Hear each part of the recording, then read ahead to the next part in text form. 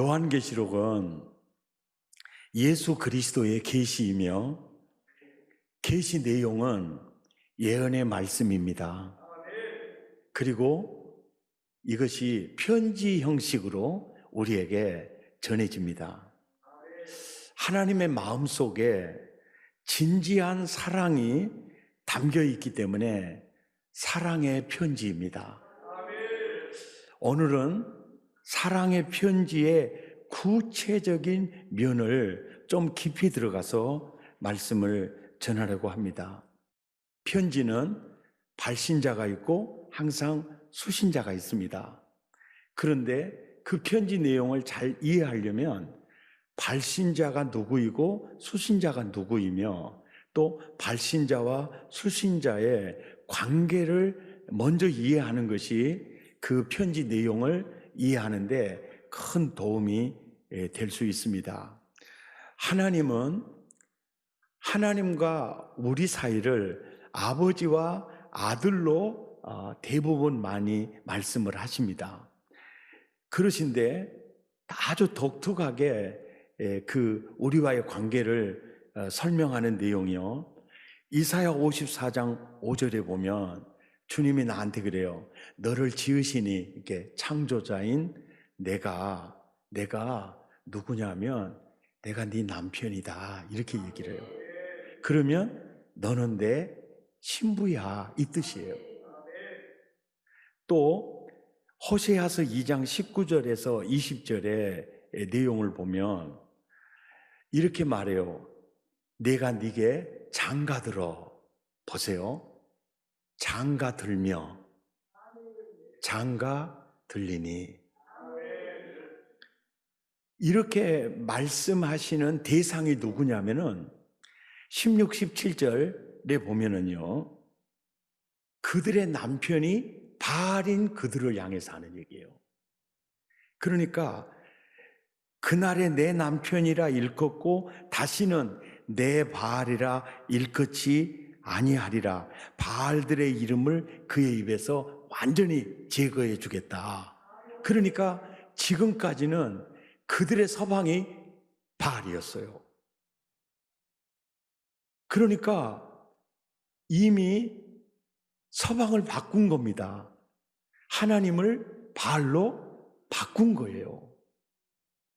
근데 그들에게 19절 20절에 그러는 거예요. 내가 장가들어 장가들며 장가들리니 여기서 장가 간다는 이 단어가 재혼 개념이 많이 있습니다. 그러니까 이미 이 호세아의 부인이 고멜이거든요. 근데 이 고멜이요 끄떡하면 바람 나요. 그래서 호세아의 아이를 낳아놓고도 어느 정도 아이가 크면 또 바람 들어서 또 다른 남자를 만나서 또 아이를 낳아요. 그러면 하나님이 호세아 보고 그래요. 그 낳은 자녀까지도 데리고 다시 와서 네 아내 삼아라 이 얘기를 하는 거예요. 이 얘기는 하나님이신 그 남편이 아내 된 우리들을 포기할 수 없다는 개념을 가지고 있어요. 그래서 장가들어 장가들며 장가들리니 이 말은 참 은혜가 되는 말씀인데 나는 너 없이는 못 살아 이 뜻이에요.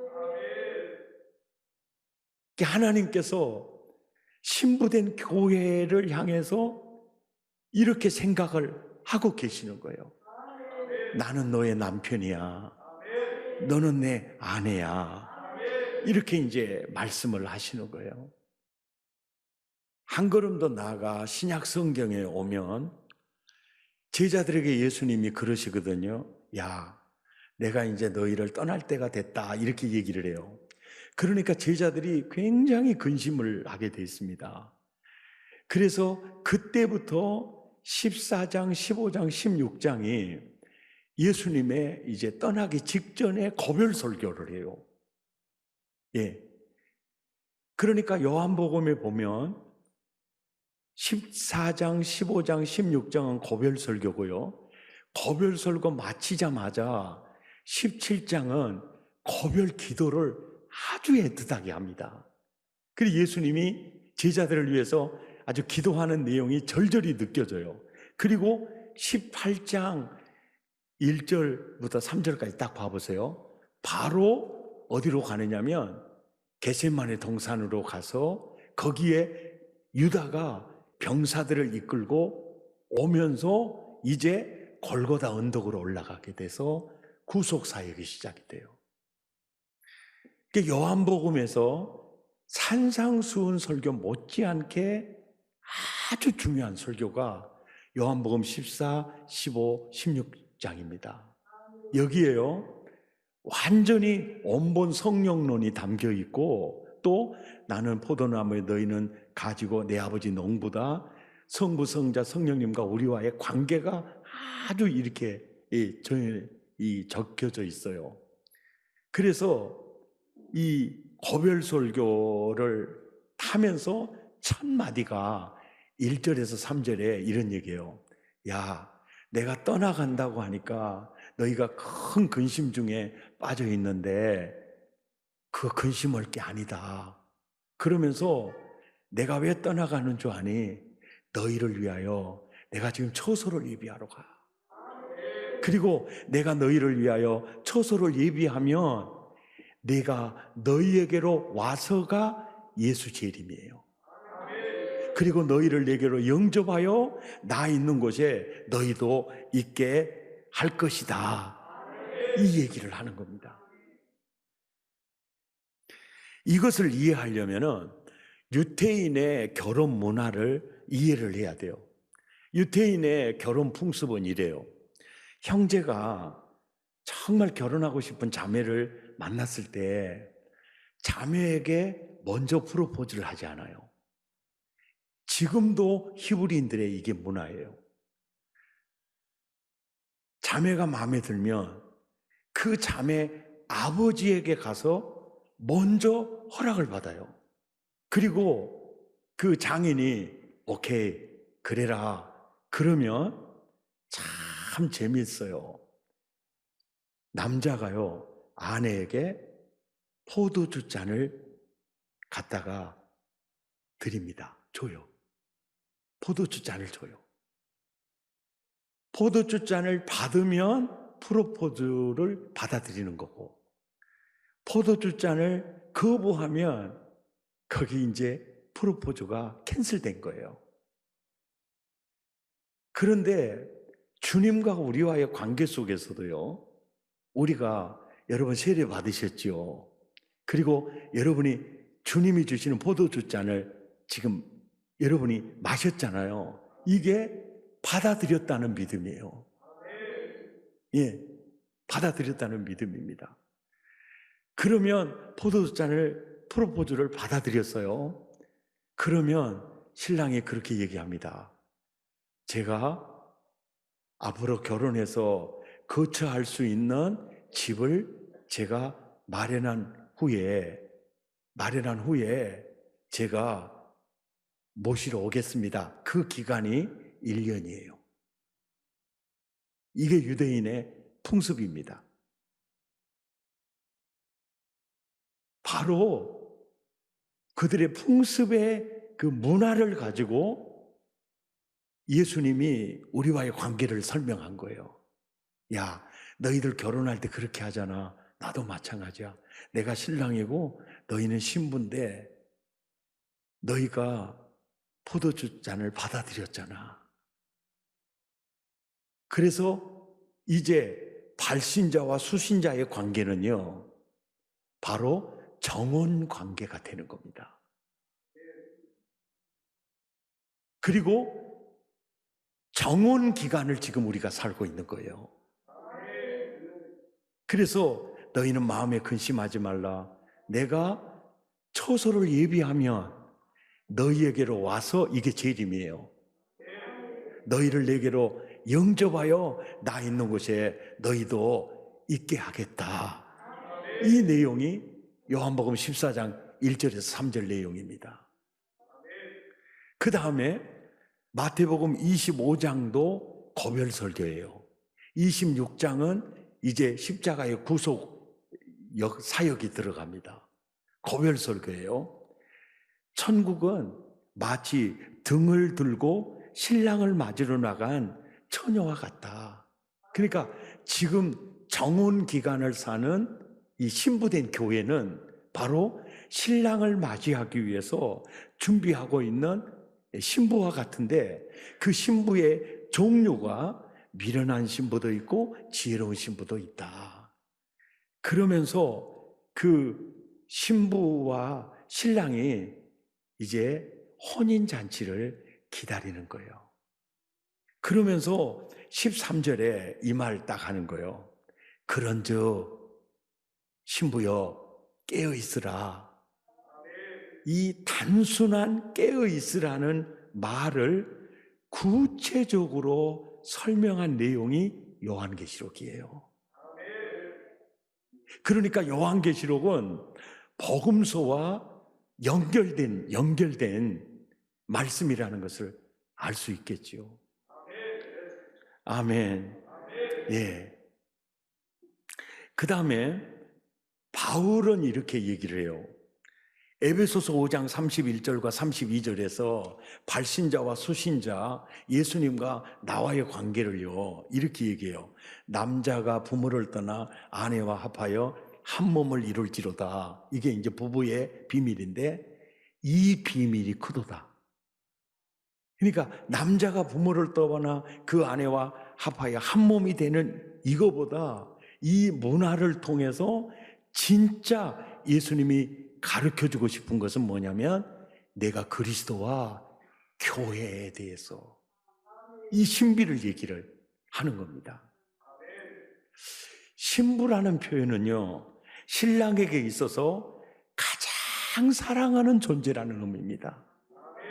신부라는 표현은 신랑에게 있어서 가장 소중하고 존귀한 존재라는 개념을 가지고 있어요. 그리고 신부다 이렇게 표현하는 것은 뭐냐면요 우리 사이에 어떤 것도 끼어들어와서는 안 된다는 개념을 가지고 있어요. 36년 전에 사랑의 교회를 개척하고 교회를 섬길 때 사랑의 교회에 와서 예배드리는 사람을 보면 그렇게 고마울 수가 없어요. 그리고 살전을 떼서 이 대접해도 아깝지 않을 정도예요. 그래서 밤 12시가 돼서 전화 오면 달려나가요. 그래서 내게 오는 그 영혼 정말 섬겼어요. 그렇게 섬기는데 나중에 그러면서 딱 느낀 점이 뭐냐니까 교인들이요 계란 신자로 바꿔지는 거예요. 조금 웅켜주면 깨지고요 조금 느슨하면 떨어져요. 그것까지는 괜찮아요. 근데 너무나 적극적 케어를 하다 보니까 교인들이요 예수님보다 교역자를 더 의지했어요. 그때 제가 느끼는 게 나 이렇게 목회하면 책망 들을 가능성이 많고 이렇게 목회하는 거는 이단 교주들이 하는 형태와 똑같다. 이단 사이비는요 항상 하나님 얘기해요. 예수님 얘기합니다. 그리고는 중간에 자기가 딱 들어가가지고 하나님보다 예수님보다 자기를 더 의지하게 만들어요. 그때부터 바울처럼 보세요. 우리가 큐티하면서 보셨죠? 11장 2절에 보면 이런 말씀이 있어요. 내가 하나님의 열심으로 내가 너희를 그 열심으로 섬겼다. 그런데 그 열심이 뭐냐면 너희를 정결한 처녀로 청매하는 데만 집중돼 있어요. 내가 하나님의 열심으로 너희를 섬기지만 나는 신랑과 신부 사이에 끼어들어가는 존재가 아니야. 나는 충매의 역할밖에 없어. 아멘이죠. 이제 그 역할밖에 없어. 보세요. 발신자와 수신자의 관계는요, 이게 신랑과 신부의 관계예요. 예. 그리고 발신자와 수신자가 향해 가는 목적지는 한 곳입니다. 발신자의 목적지도 수신자의 목적지도 한 곳을 향하고 있어요. 그곳이 어디냐면 요한계시록 19장 7절에서 8절이에요. 요한계시록 19장은요, 어떤 장이냐면 보세요. 2장, 3장 7교회, 그리고 4장 천상 예배, 6장부터 7인이 떼져요. 그리고 8장, 9장에서 7 나팔이 불려져요. 그리고 15, 16장에 가면 7 대접이 쏟아져요. 그리고 예수 재림을 합니다. 재림 후에 나타난 역사가 19장이에요. 그러니까 내가 처소를 예비하면 내가 너희를 데리러 오겠다. 이게 재림이에요. 그리고 이제 혼인기약이 이르렀다. 그러니까 예수님과 우리는 신랑과 신부로 혼인잔치 이전에 정혼기간이에요. 아멘입니까? 9절에 이제 혼인잔치가 벌어지는 겁니다. 거기를 향해 가고 있어요. 초림하신 예수님께서 나는 너와 결혼하고 싶어. 너도 나와 하나 되기 원하니. 그럴 때 우리는 그 포도주 잔을 마셨습니다. 이제 내가 너희를 위하여 처소를 예비하러 가노니 내가 가서 처소를 예비하면 내가 너희에게로 와서, 이게 재림이에요. 너희를 내게로 영접하여 혼인잔치 후에 이제는 그 엄청난 역사가 이제 펼쳐지는 천국에 누리게 되는 겁니다. 그래서 예수님의 재림은 신랑 되신 예수님이 정혼한 우리를 데리러 오시는 사건이에요. 그러니까 두렵거나 공포를 느끼는 이 사건이 아니고 우리에게는요, 아멘 주 예수여 어서 오시옵소서, 이런 사건이에요. 그래서 요한계시록이란 정혼기간에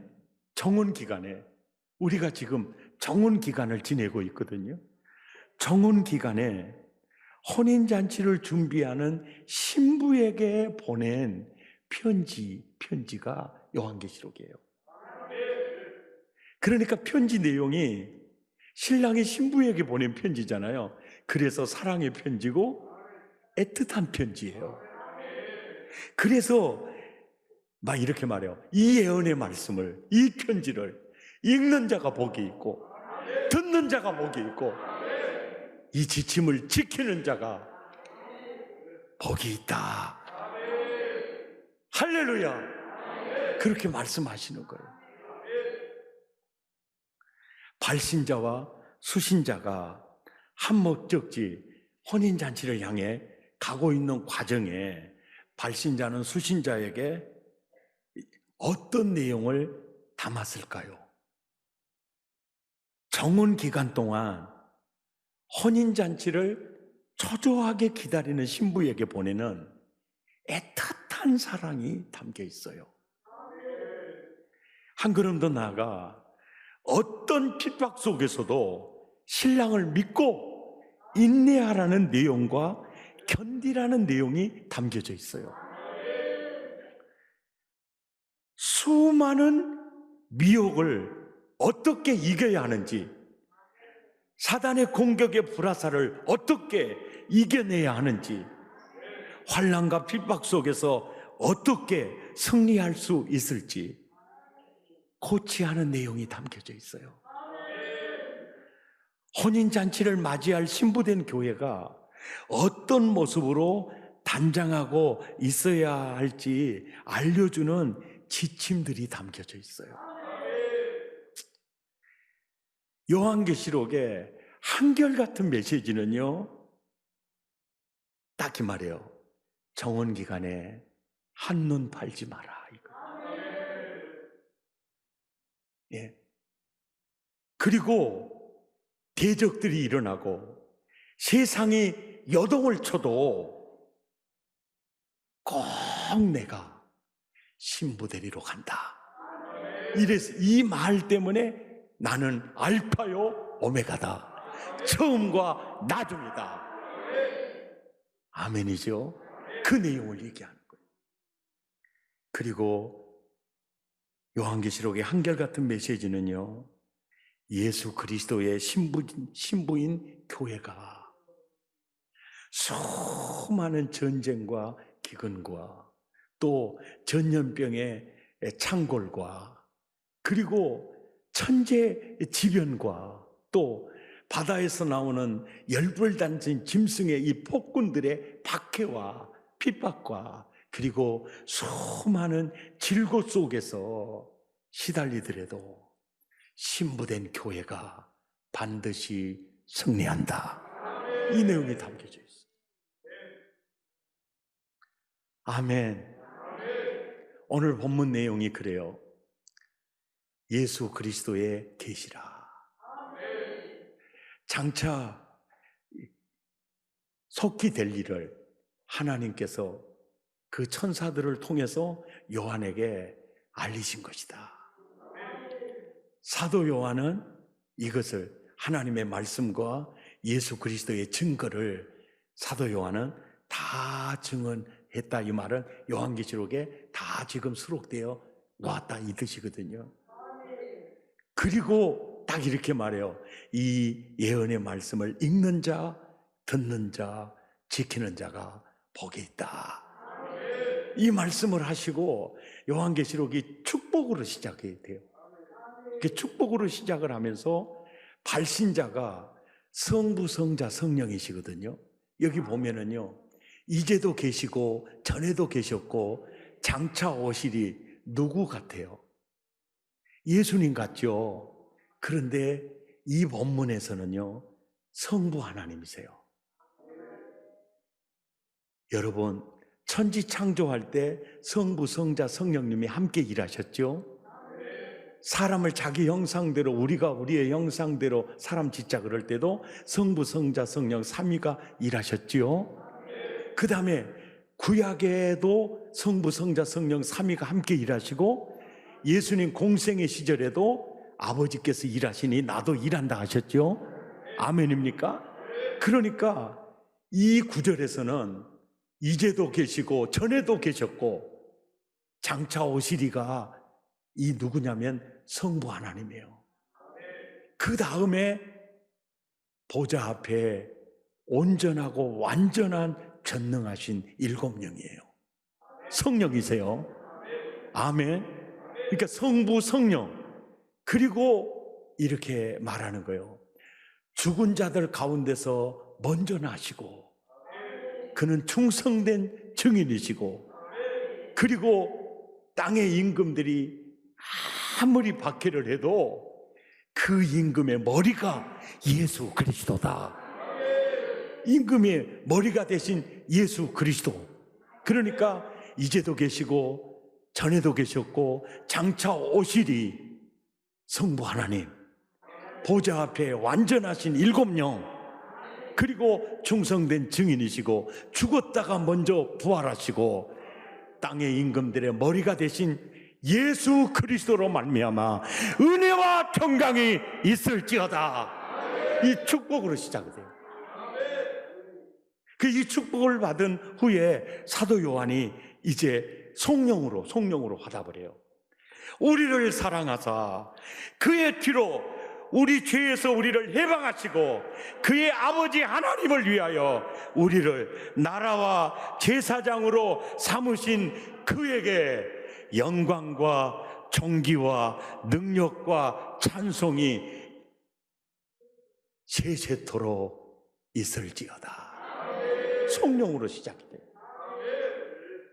성부, 성자, 성령님의 축복과 또 받은 은혜를 화답하는 성령 찬송과 영광으로 요한계시록이 단단단 시작이 되는 거예요. 이제 7절이 기대가 되지요.